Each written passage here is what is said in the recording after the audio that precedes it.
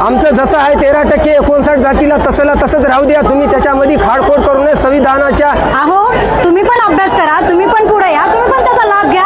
सर्वांना समान अधिकार आहे ना. सर्व जाती फोडा, राजकारण करा आणि सत्तेचा मलिदा त्यांनी का. नमस्कार मित्रांनो, हो आरक्षणाच्या उपवर्गीकरणाच्या विरोधामध्ये आरक्षणाचा विरोधी महामोर्चा खूप मोठ्या प्रमाणावर या ठिकाणी आयोजित केलेला आहे. या व्हिडिओच्या माध्यमातून आपण या मोर्चामधले जे काही समाज बांधव आहेत त्यांच्या प्रतिक्रिया जाणून घेणार आहोत. सर, तुम्ही चर्मकार महासंघाचे तालुकाध्यक्ष आहात. मला तुम्हाला हा प्रश्न विचारावासा वाटतो की डॉक्टर बाबासाहेब आंबेडकरांनी सर्वांसाठी आरक्षण दिलेलं आहे, सर्व जाती समूहाचा विकास झाला पाहिजे, हा आरक्षणाचा मूळ उद्देश होता. पण या ठिकाणी उपवर्गीकरणाला तुम्ही विरोध करण्याचं कारण काय? बाबासाहेबांनी 59 जातीला आरक्षण दिलेलं आहे. मात्र या मनुवादी सरकारने एका जातीला हाती धरून हे खडे म्हणजे जातीवाद फोडायचं काम केलेलं आहे. भांडणं पहिलं पाटलाचे ओबीसीचे भांडणं लावलेले आता मातंग समाजाचे आणि आपले दलित समाजाचे भांडणं लावले. हे मनुवादी सरकार हे असं करणार आहे की बा ते आरक्षण रद्द करण्याच्या मागावर आहे. त्याच्यामुळे हे मोर्चा काढण्याचा उद्देश आहे. उपवर्गीकरण जसं आहे तसं चालू द्या ना. तुम्हाला आरक्षण रद्द गटबाजी करायची काय गरज आहे? पण मातंग समाज म्हणतोय की आम्हाला पुरेसा हक्क मिळालेला नाही, आरक्षणाचा लाभ मिळालेला नाही. त्यांची मागणी चुकीची आहे का? मग हे त्याची मागणी चुकीची आहे. कारण का उपवर्गीकरण झाल्यावर त्याच्या हिश्याला काय येत नाही. त्यालाही काही भाऊ आपल्यासोबतच आता त्याचे आणि त्याच्या हिश्याला काय येत नाही हे बी त्याला माहीत आहे. आता काही त्या सरकारनं काही जणाला धरून हे असा डाव खेळलेला आहे. मात्र त्याचाही काही फायदा नाही. मग सरकारला तुमचा संदेश काय असणार आहे? सरकारला एकच संदेश आहे, आमचं जसं आहे 13% 59 जातीला तसंला तसंच राहू द्या. तुम्ही त्याच्यामध्ये खाडखोड करू नये. संविधानाच्या विचारावर चलाले तर समदे समाज 59 जाती त्या संविधानाची खाडाखोड करू नये. डॉक्टर बाबासाहेब आंबेडकरांना सर्वाला समान कायदा दिलेला आहे. हे मी सरकारला एकच सांगतो, असं करू नका. ताई, जवळपास आता महाराष्ट्र सरकारनं देवेंद्र फडणवीस यांनी असे सांगितलेलं आहे की आम्ही 2-3 महिन्यामध्ये आरक्षणाचं उपवर्गीकरण करणार आहोत. पण तुम्ही या ठिकाणी उपवर्गीकरणाला विरोध करणार आहात. विरोधाची तुमची भूमिका काय आहे? कशामुळे विरोध करत आहे तुम्ही? ज्या आमच्या महाराष्ट्रामध्ये अनुसूचित जातीच्या 59 ज्या जाती आहेत त्या जातीला जे महाराष्ट्र सरकार विरोध करत आहे, आमचे अनुसूचित जातीचे प्रत्येक जिल्ह्यामध्ये जे मोर्चे निघत आहेत, आमचे एवढे मोर्चे रस्त्यावर उतरून निघत आहेत, एवढी पब्लिक बघून मला नाही वाटत की त्यांनी आता 2-3 महिन्यामध्ये वर्गीकरणाला हात लावतील म्हणून. बाकी समाज म्हणतोय की बाबा विशेषतः या उपवर्गीकरणाचा फायदा चर्मकार समाज असेल, भंगी समाज असेल किंवा नवबौद्ध समाज असेल, या 2-4 समाजालाच याचा फायदा झालेला आहे. त्यामुळे हे 2-4 जातीच या उपवर्गीकरणाला विरोध करत आहेत असं त्यांचं म्हणणं आहे. तुम्हाला काय म्हणायचं आहे? त्यांचं जे म्हणणं आहे ते मला नाही वाटत की योग्य आहे. म्हणून जे काही 59 जाती आहेत सर्वांना समान अधिकार आहे 13% आरक्षणाचा. पण जे कोणी अभ्यास करतील, जे कोणी पुढे जातील त्यांनी त्याचा लाभ घ्यायलेत. आता जे मातंग समाज आहे, जे कोणी समाज आहे, जे आपले बांधव जे की म्हणत आहेत की आम्हाला लाभ मिळत नाही आहे, अहो तुम्ही पण अभ्यास करा, तुम्ही पण पुढे या, तुम्ही पण त्याचा लाभ घ्या. सर्वांना समान अधिकार आहे ना. असं नाही की तिथं फक्त बौद्ध आणि चांभारांनाच संधी दिली आहे म्हणून असा विषय नाही आहे. मला काय म्हणायचं ताई, अशा काही बऱ्याच जाती आहेत की त्या तुमची स्पर्धा करू शकत नाहीत. ज्या 2-4 जाती पुढे गेलेल्या आहेत त्यांची स्पर्धा मागे राहिलेल्या जाती करू शकत नाहीत, कारण त्यांनी शिक्षणापासून दूर आहेत, अंधश्रद्धेत आहेत. मग तुम्ही एवढ्या पॉवरफुल जाती तुमची स्पर्धा करू शकत नाही. त्यावर तुम्हाला काय म्हणायचंय? नाही, त्यांनी नक्कीच आमची स्पर्धा करावी, त्यांनी पुढे यावं, करू शकणार नाही. लाभ घ्यावा. मॅडम, मला म्हणायचं की करू शकणार नाही. मध्ये त्यांनी जे गुरफटलेले आहेत त्यातून त्यांनी बाहेर यावं. बाहेर कसं येईल? शिक्षणाकडे वळ घ्यावी आणि नक्कीच शिक्षण घेऊन त्यांनी आमच्या बरोबरीला यावं. मला काय म्हणायचं मॅडम, कार्ल मार्क्स नावाचा एक तत्ववेत्ता झालेला आहे. त्यांनी म्हणलेलं आहे की धर्म ही आपूची गोळी आहे.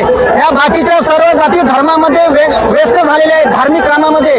धर्मातून त्यांना बाहेर निघायला वेळ नाही. मग त्या पुढे कशा येतील शिक्षणाकडे? ते त्यांना शिक्षण नाही आहे ना, त्यामुळेच ते तिथं गुरफटून बसले. काय करायला पाहिजे? त्यांना शिक्षण वाचन राहिलं असतं तर नक्कीच ते लोक पुढे आले असते. सर्वप्रथम जय भीम. मी सर्वांना सांगू इच्छितो की सर्व समाजासाठी बाबासाहेबांनी जे विचार करून आरक्षण दिलेलं आहे 13% आरक्षण हे सर्व समाजासाठी समाविष्ट आहे. त्यामुळे सर्व समाजाने अभ्यासाची कास धरून अंधश्रद्धा, रूढिवाद, जाती परंपरा यातून बाहेर पडून शिक्षणाची कास धरून शिक्षणामध्ये पुढे येण्याचा प्रयत्न करावा आणि या आरक्षणाचा लाभ घ्यावा. जर समजा या आरक्षणाचे जर उपवर्गीकरण जर झाले तर सर्व समाजाच्या वाट्याला 0.5% सुद्धा येऊ शकत नाही आणि त्या 0.5% हा मनोवादी समाज त्यावर 3 वर्ष कुणाला घेणार नाही आणि त्यांचे ओपनचे माणसं त्या जागेवर घेईल. त्यासाठी हे 13% आरक्षण आहे तसे असायला हवे आणि शिक्षणामधून सर्वांनी पुढे येऊन याचा लाभ घेणं महत्त्वाचं आहे. मला एक तुम्हाला विचारायचं आहे की आरक्षणाचं उपवर्गीकरण हे सर्वोच्च न्यायालयाने आणलेलं आहे, पण यामध्ये जातीमध्येच काही भांडणं तयार झालेली आहेत. मग हा लढा जातींचा आहे का सर्वोच्च न्यायालयाचा आहे? हा लढा सर्वात महत्त्वाचं म्हणजे आज जे सत्तेवर बसलेले सरकार आहे त्यांनी सर्वांना रस्त्यावर उतरून एकमेकाच्या विरोधात लढाई करण्यासाठी सुरुवात केलेली आहे. सर्वप्रथम मराठा ओबीसीमध्ये त्यांनी हेच चाल खेळलेली आहे. त्यानंतर ओबीसीमध्ये पुन्हा अजून धनगर समाज, बंजारा समाज या समाजाविरुद्ध सुद्धा त्यांनी चाली खेळून त्यांना एकमेकाविरुद्ध फोडण्याचा प्रयत्न केलेला आहे. त्यामध्येच पुन्हा एससी समाजामध्ये हेच त्यांनी कार्य करायला सुरू केलेलं आहे. सर्व जाती फोडा, राजकारण करा आणि सत्तेचा मलिदा त्यांनी का.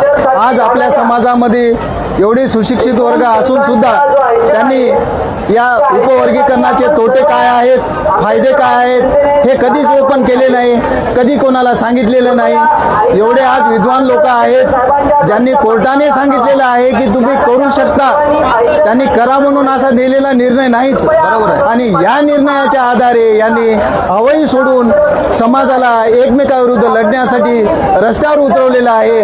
आणि माझे समाजाला एकच सांगणं आहे, तुम्ही एक राहा, नेक राहा. मला शेवटचा प्रश्न विचारायचा आहे, आरक्षणाचं उपवर्गीकरण होईल न होईल तो राज्य शासनाचा आणि सर्वोच्च न्यायालयाचा विषय आहे, पण या आरक्षणाच्या उपवर्गीकरणाच्या निमित्तानं जातीमध्ये जे द्वेष निर्माण झालेले आहेत आणि एकमेकावरती चिखलफेक करणारे लोक आहेत, त्या लोकांना तुम्ही काय सांगाल? मला सर्व समाज बांधवांना एकच सांगायचं आहे की आपले संविधान हे जगातील सर्वश्रेष्ठ संविधान आहे आणि त्या संविधानानुसार तुम्ही समाजामध्ये समता, बंधुता, एकता हे सगळ्यात महत्त्वाचे आहे आणि हे जोपर्यंत टिकून राहील तोपर्यंत सर्व समाज एक राहील. जर समजा समाजामध्ये जर जातीमध्ये जर असे तेढ निर्माण जर झाले आणि समाज एकमेकाविरुद्ध एकमेकाचा जर गावागावामध्ये खेड्याखेड्यामध्ये जर दुश्मन झाला तर याचा परिणाम कोणासाठीही चांगला नाही. त्यासाठी संविधानाच्या नियमाप्रमाणे सरकारने सुद्धा, जनतेने सुद्धा आणि सर्व समाज बांधवाने सुद्धा एकतेची भावना ठेवून तुम्ही घरात कोणताही धर्म पाळा, तुम्ही कोणतेही जातीभात पाळा, पण रस्त्यावर उतरल्यानं फक्त आणि फक्त मी भारतीय आणि भारतीयच म्हणून राहायला पाहिजे, एवढंच माझं सर्व समाजाला सांगणं आहे. धन्यवाद. नमस्कार, जय भीम, नमो बुद्धाय. मी प्रवीण चौधरी, जय चौधरी क्रिएटर या आपल्या चॅनलवरती सर्व समाज बांधवांचे हार्दिक स्वागत करतो. RK सिरीज यांच्याकडून हे चित्रीकरण आपल्याला उपलब्ध झालेलं आहे. खूप सुंदर असं चित्रीकरण त्यांनी घेतलेलं आहे. उपवर्गीकरण, जातीय उपवर्गीकरण, एससी समाजातील जातीय उपवर्गीकरण या विषयावरती त्यांनी एका मोर्चामध्ये, नांदेडमधील मोर्चामध्ये त्यांनी लोकांच्या प्रतिक्रिया या ठिकाणी विचारल्या. खूप छान पद्धतीने लोकांनी या ठिकाणी व्यक्त होत आम्ही कशा प्रकारे या उपवर्गीकरणाच्या विरोधात आहोत हे स्पष्टपणे त्यांनी सांगितले आहे.